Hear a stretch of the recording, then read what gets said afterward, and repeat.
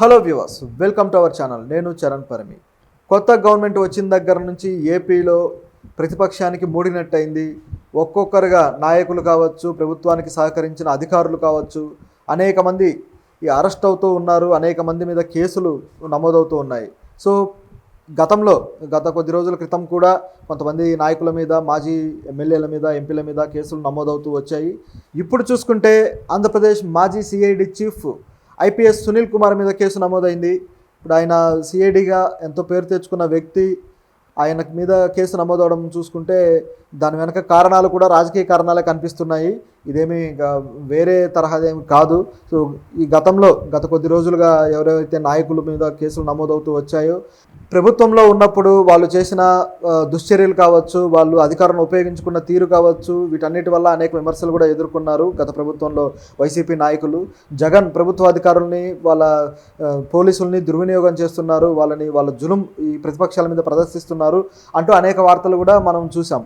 So అదే కోణంలో వాళ్ళు ఎప్పుడైతే గవర్నమెంట్ దిగిపోయిందో, కొత్తగా కూటమి గవర్నమెంట్ వచ్చిన తర్వాత నుంచి కూడా ఈ అధికారులందరినీ రెడ్ బుక్ అనే పెట్టుకొని ప్రతి ఒక్కరు నాయకులు, ఈ లోకేష్ కావచ్చు, అలాగే చంద్రబాబు కావచ్చు, రెడ్ బుక్ అని పెట్టుకొని ఇలాంటి అధికారులను లిస్ట్ చేసుకుంటూ వాళ్ళ హిట్ లిస్ట్లో చేరుస్తూ వస్తున్నారు. సో ఇప్పుడు ఒక్కొక్కరి మీద వాళ్ళు యాక్షన్ తీసుకోవడం మొదలుపెట్టారు.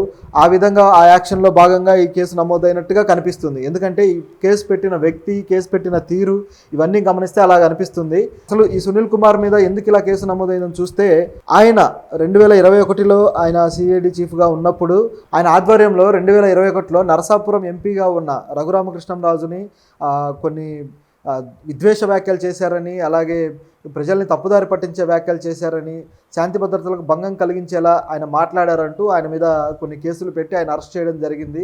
అరెస్ట్ చేసిన తర్వాత ఆయన్ని పోలీస్ స్టేషన్లో కొట్టారు, బాగా హింసించారు అని చెప్పేసి, ఆయన్ని చంపడానికి కూడా ప్రయత్నం చేశారు అని చెప్పేసి ఆయన రఘురామకృష్ణంరాజు కేసు పెట్టారనమాట. అది గుంటూరులోని నగరంపాలెం పోలీస్ స్టేషన్లో కేసు నమోదైంది. సో దీన్ని బట్టి చూస్తే ఆయనని వాళ్ళు హింసించడాన్ని దృష్టిలో పెట్టుకొని ప్రస్తుతం గవర్నమెంట్ కూడా, ఇప్పుడు ఆయన టీడీపీ ఎమ్మెల్యేగా ఉన్నారు. సో ప్రస్తుతం గవర్నమెంట్ వాళ్ళదే కాబట్టి ఆయన తన అధికారాలను ఉపయోగించుకొని వీళ్ళని ఈ కేసులో పెట్టడం జరిగింది. ఈ కేసులో సునీల్ కుమార్తో పాటు మరికొంతమంది కూడా ఉన్నారు. ఆ వ్యక్తులు ఎవరంటే ఐపీఎస్ సీతారామాంజనేయులు, విజయపాల్, సూపరింటెండెంట్, వీళ్ళంతా ఉన్నారనమాట. సో వీళ్ళందరి మీద యాక్షన్ తీసుకోవాలని చెప్పేసి ఆయన కేసు పెట్టడం జరిగింది. సో ఇక కేసు మీద దర్యాప్తు జరుగుతుంది. సో ఖచ్చితంగా వీళ్ళ మీద యాక్షన్ తీసుకునే అవకాశం కూడా ఉంది. ఎందుకంటే ఇలాంటి కేసులు ఎదుర్కోవాల్సి వస్తుంది అనే భయంతో జగన్కి బాగా సపోర్ట్ చేసిన నాయకులు, ఈ ప్రభుత్వ అధికారులు ఎవరైతే ఉన్నారో వాళ్ళు ఎప్పుడైతే కూటమి ప్రభుత్వం వచ్చిందో ఆ వచ్చినప్పటి నుంచి కూడా వాళ్ళు రాజీనామాలు చేస్తూ వచ్చారు. సో అలా రాజీనామా చేసిన వాళ్ళు కూడా చూస్తే ఏపీపీఎస్సీ చైర్మన్ గౌతమ్ సవాంగ్, అలాగే ఐపీఎస్ అధికారి ప్రవీణ్ ప్రకాష్, అట్లాగే assembly secretary general Ramacharyulu. So వీళ్ళంతా రాజీనామాలు చేశారనమాట. ఇక మరికొంతమంది అధికారులు కూడా రాజీనామాలు చేసే ఉద్దేశంలో ఉన్నట్టుగా తెలుస్తుంది. అలాగే మరికొంతమంది మీద కేసులు కూడా నమోదయ్యే అవకాశం కూడా ఉందన్నమాట. ఎందుకంటే ఎవరిని వదిలిపెట్టే ఉద్దేశంలో లేరు వీళ్ళు. ప్రస్తుతం అయితే ప్రజలు ఈ విషయాల మీద దృష్టి పెట్టట్లేదు.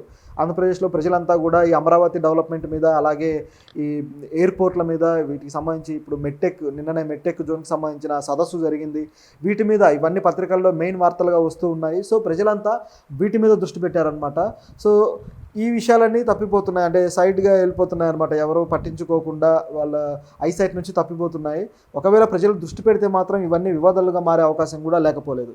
ఎందుకంటే ఇవి కక్షపూరితంగా పెట్టే వాటిలా కనబడుతున్నాయి. మరి వీళ్ళు తప్పు చేయలేదా? గత నాయకుల సమక్షంలో వీళ్ళు, ఈ ప్రభుత్వ అధికారులు వాళ్ళకి తొత్తుల్లాగా, వాళ్ళకి చెంచాల్లాగా పనిచేయలేదా అంటే అది కూడా నిజమే. ఎందుకంటే ఈ ప్రభుత్వం అనే కాదు, ఇప్పుడు వచ్చిన ప్రభుత్వంలో కూడా అధికారులు అలాగే పనిచేస్తారు. వాళ్ళకు కావాల్సిన నాయకులని, వాళ్ళకి కావాల్సిన అధికారులని కోరి ప్రభుత్వ అధికారులు నియమించుకుంటారు. ప్రభుత్వ నాయకులు, ఎమ్మెల్యేలు కావచ్చు, మంత్రులు కావచ్చు. సో వాళ్ళు నియమించుకున్న ప్రకారం వాళ్ళు పనిచేస్తారనమాట. సో కోరి తెచ్చుకున్నప్పుడు వాళ్ళ ఆధ్వర్యంలో వాళ్ళ ఇష్ట ప్రకారం పనిచేయాల్సిన పరిస్థితి ఉంటుంది. కాబట్టి ఆ అధికారులు తెలిసే అధికార దుర్వినియోగం చేయడం మొదలు పెడతారు.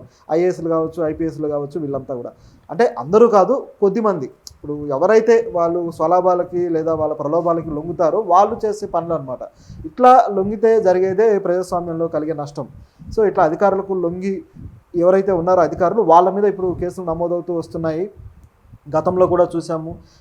వైఎస్ఆర్ గవర్నమెంట్లో ఉన్నప్పుడు కూడా కొంతమంది ఐఏఎస్లు, ఐపీఎస్లు చేసిన అక్రమాలకి వాళ్ళు కేసులు నమోదవడము. అలాగే గతంలో చంద్రబాబు ప్రభుత్వంలో ఆయన చేసిన యాక్టివిటీస్లో ఎవరైతే అధికారులు పాల్గొన్నారో వాళ్ళ మీద కూడా కేసులు నమోదవడం మనం చూసాం.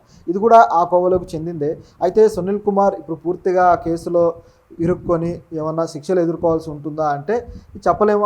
అది జరగచ్చు కూడా. ఎందుకంటే వీళ్ళకు ఇప్పుడు రాజకీయ పరంగా ప్రతిపక్షం గట్టిగా లేదు కాబట్టి, వీళ్ళకు రాజకీయపరమైన ఒక బలమైన బ్యాక్గ్రౌండ్ ఇప్పుడు వాళ్ళకు లేదు కాబట్టి వాళ్ళు శిక్షలు ఎదుర్కొనే అవకాశం కూడా ఉంది. నిజానికి సునీల్ కుమార్ గతంలో కూడా ఇప్పుడు జగన్ ప్రభుత్వంలో ఆయన కొన్ని వ్యాఖ్యలు చేసి అప్పుడే ఆయన విమర్శలు ఎదుర్కొన్నారు. సో ఆ విమర్శలతో పాటు ఇప్పుడు ఆయన మీద కేసు నమోదైంది. నిజానికి ఆయన మంచి రచయిత. ఆయన పర్సనల్గా ఆయన లైఫ్ చూసుకుంటే చాలా మంచి రచయిత, ఒక దళితవాదం మీద చాలా అద్భుతమైన కథలు రాసిన వ్యక్తి. చాలామంది స్ఫూర్తి కూడా కలిగించారు. ఒక దళిత యువకులు ఇట్లా ఐపీఎస్లు కావాలి అనే యాంగిల్లో అంతే ఏదో ఒక స్పిరిట్ తోటి ఎంతో గొప్పగా ఆయన మొదట్లో పనిచేసి ఒక స్ఫూర్తిని నింపారు. ఆయన కథల్లో కూడా ఆ స్ఫూర్తి కనిపిస్తూ ఉంటుంది. సో ఇట్లా ఆయన ఒక మంచి సాహిత్యవేత్తగా కూడా ఆయన మంచి పేరు తెచ్చుకున్న వ్యక్తి. కానీ ఎప్పుడైతే ఈ సిఐడి చీఫ్ బాధ్యతలు తీసుకున్నారో